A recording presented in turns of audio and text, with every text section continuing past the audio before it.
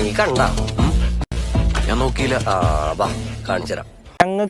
ഞങ്ങളെ ബാധിച്ച വിഷയം ഞങ്ങളെ കുട്ടീനെ ഇതിൽ ആവശ്യമില്ലാണ്ട് വലിച്ചിട്ടു. ഇതങ്ങനെ വിട്ടുകൊടുക്കൂല.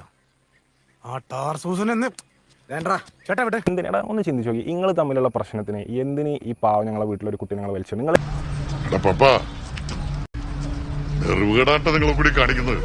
ഇവർ ചെയ്ത തെറ്റ് ഒരിക്കലും ഒരു മാപ്പ് അർഹിക്കണ തെറ്റുപോലല്ല. അതായത് എന്റെ ജീവിതം വെച്ച് സാർ കളിച്ച കളിക്ക് സാറിനെ കൊല്ലാനുള്ള ദേഷ്യം എനിക്കുണ്ട്.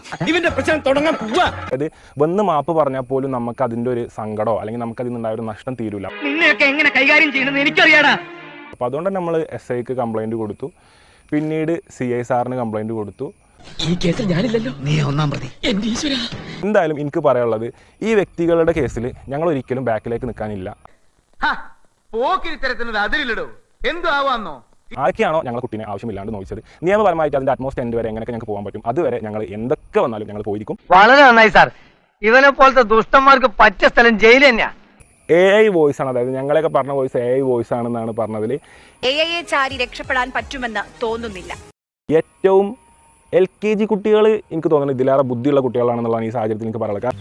ഇവന് കുറച്ച് ബുദ്ധി ഉണ്ടായിരുന്നെങ്കിൽ മന്ദബുദ്ധി എന്നെങ്കിലും വിളിക്കായിരുന്നു, അതും ഇല്ലാതായി.